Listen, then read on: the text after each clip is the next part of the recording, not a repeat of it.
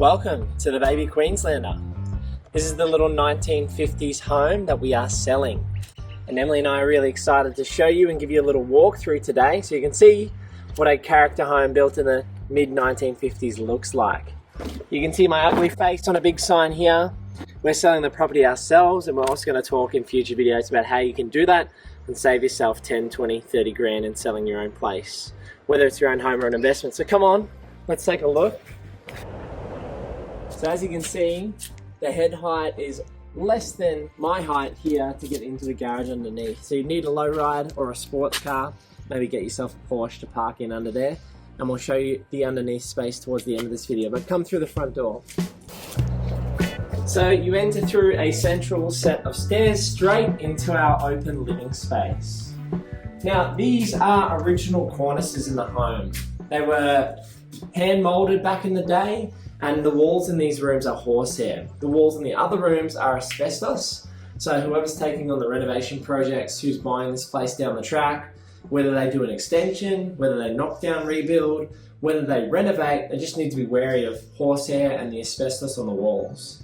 But we've staged the home ready for sale, and we think it makes a massive difference in terms of the look.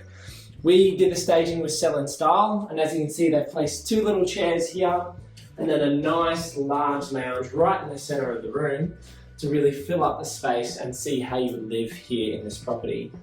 As you come through, we've got a beautiful little study room or a third bedroom depending on the family. And as you can see here, it's got a sliding door. Now we painted up this place ourselves, but we didn't change everything. Like this light fixture above me, that came with the home. You don't have to change everything when you're renovating.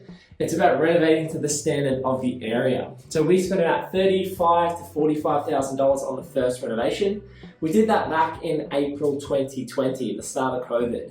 And Emily and I did everything ourselves apart from the electrical and plumbing. So I think this is a beautiful little room, great light. As you can see out here, if you take a little peek out this window, you can see a plantation home being built there across the road. Now they've actually cut around that block and retained it to build up the block height, and they're building a 5-bed, 3-bath, 2-car home, which would be somewhere close to $1 million at this point in time. So a massive home, which only bodes well for this property, because what that means is the land is a scarce asset and a scarce resource, and we're sitting on 607 square meters on this property. So let's take a look at the only two bedrooms in this home. We will start with the master, the big room. You can see here, massive amounts of space. When we renovated this home, we gave it white paint, we sanded up the floors ourselves, got our Sparky to put in a nice black ceiling fan, and Emily's gonna have a heart attack, but we did build this ourselves. It took us about 5-6 hours. It's an IKEA wardrobe, don't do it. Just pay someone to build the wardrobe. It's not worth your time. But we did it and it was done. So Sell and Style have really changed this room and made it look professional and well done. Put a rug down the end of the bed, a nice bedspread, heaps of pillows, staged with lights, good light in this room with windows either side. I think it's a really well-sized room for this space. And obviously with the staging, people can see what it's going to look like if they were to live here. Let's take a look at the other bedroom. Surprise.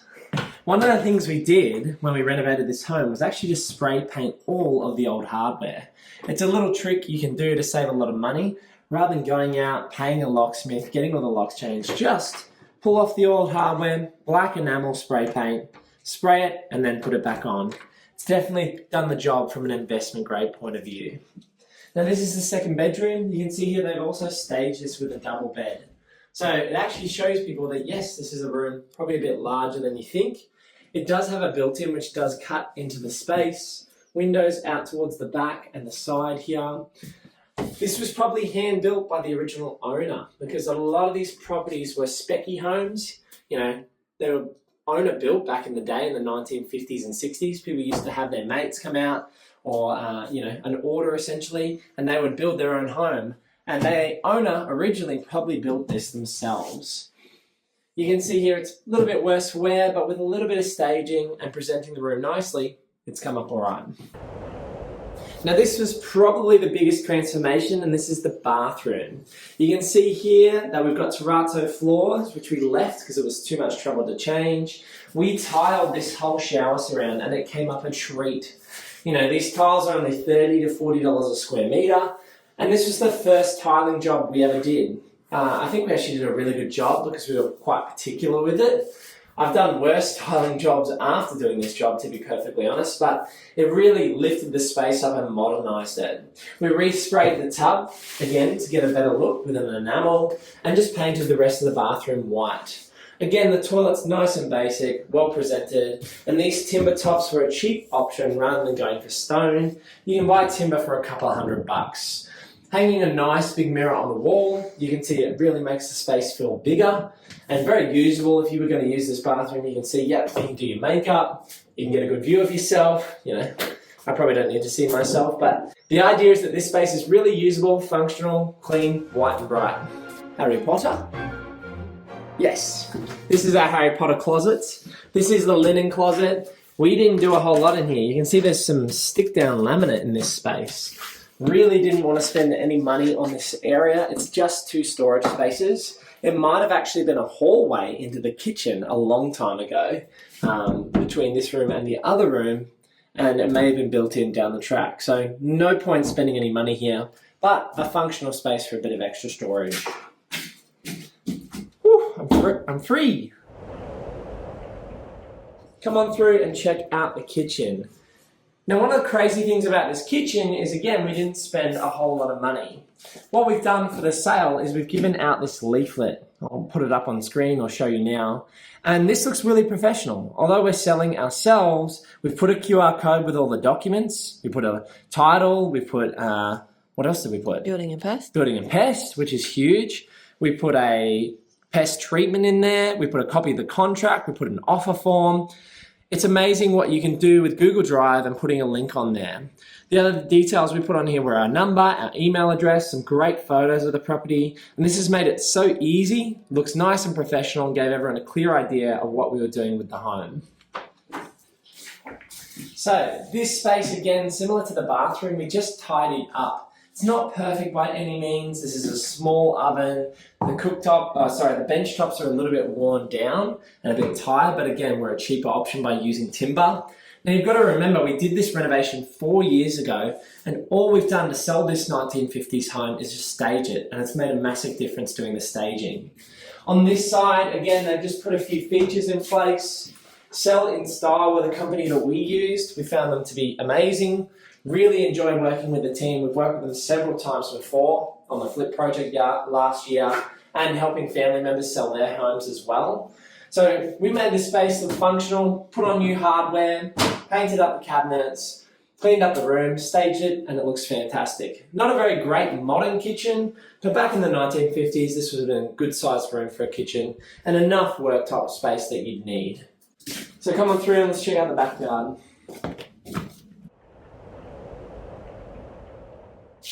Now this is an interesting space. We've stepped down, still under the entire roofline within the home, and one of the options people would use this space for is to convert this into a studio, because we do have a separate bathroom, and put the laundry under the house in the garage or on the other side of the property. Because this is all under one roofline and it's over 2.4 metres in height, this is a legal, livable space. So that makes, for other people who are wanting to buy this property, potentially an option to add a 3rd bedroom with an ensuite and maybe a little kitchenette to really add value to the property and keep it all under one roofline, which really reduces the costs. At the moment, as you can see, we've got an old concrete trough, which is, a bit old. They're very solid, these concrete troughs, but they're not very pretty. We just have a storage closet in here for, again, some linen, some smoke alarms and some paperwork in there. And this is where you put your washer and dryer at the moment. If you come on through, you step down, and this is probably one of the roughest bathrooms I've seen in a good while. This bathroom we did absolutely nothing to when we bought the house. So really old toilet, really old shower, would need to be redone, gutted and waterproofed and re-tiled, but again, the plumbing's all here, so if anyone wants to upgrade this bathroom and upgrade this space, Then they can create an extra bedroom and updated bathroom all in the one space. Now, the real value in a property like this is the location. We're located here at 25 Leach Street in Everton Park. Now this property is about 7 kilometres as the crow flies from the CBD. So what that means is you're on a 607 square metre parcel of land, only 7 k's from the city. We've got a knockdown rebuild across the road. We've got properties selling in the low $1 million mark. So we're expecting and hoping to get somewhere in the 900s for this property. And in a future video, I'll break down for you the exact numbers of what we sold the property for, all of the expenses and costs of selling a property like this, and what kind of numbers we're going to take into the cash after we pay off the debt on this current investment property. So let me show you the rest of this land, because that's where most of the value sits, in the backyard. This brings back some old memories. Emily, Dad and I used to have picnics out here while we were renovating. This was our first real renovation project where we did it DIY. We did the floor sanding, the painting, the updating, the enamel in the bathrooms, the tiling. It was a lot of work, but it's absolutely paid off because it increased the value in terms of the capital value. It increased the rental yield while we held the property, and that's made it so much easier to sell this now in 2024. As you can see here, we were on a huge block, 607 square meters. We've got some beautiful established trees in the backyard and a very usable shed over here. Now everyone's looking for more storage space, and this definitely brings it. When you don't have a workable garage out the front, having all this extra real estate for a man cave or storage is so worth it. So whoever comes in can put all their tools in here, update the home, and use this as extra storage space in a man cave. So it really adds extra value to the home.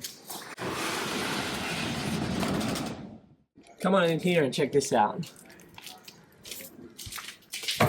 Now, I don't know who was working under here, but they had a workshop. It's a little short for me in terms of height. You can just fit here, but you can see this was a worktop space. You've got power here, storage shelves. You've then got concrete posts and a concrete slab. You can actually see that all the plumbing is accessible under here, and some of the plumbing has been upgraded since we bought the property. The other thing we look for when we're buying a Queenslander like this, which is raised off the ground or a high set home, is quality wooden floors. You don't want your floors to be damaged. So these are hardwood timber floors, and they run throughout the entire home, which makes it so much easier for you to try and add value if you're going to do it DIY. Grab a floor sander, grab some polyurethane and seal it up yourselves and create some value. Let's head out front to wrap up. So this has been our walkthrough of our 1950s Queenslander, or Baby Queenslander as the series was known here on YouTube. Thank you so much for following along the journey. We love sharing this with you, and we can't wait to share you the numbers once we finally sell this property. If you want to subscribe to the channel, do that, drop a like on this video, and click this video over here if you want to see the full playlist of our renovation series for this Baby Queenslander. Thanks for sticking around. I'll see you in the next one. Peace.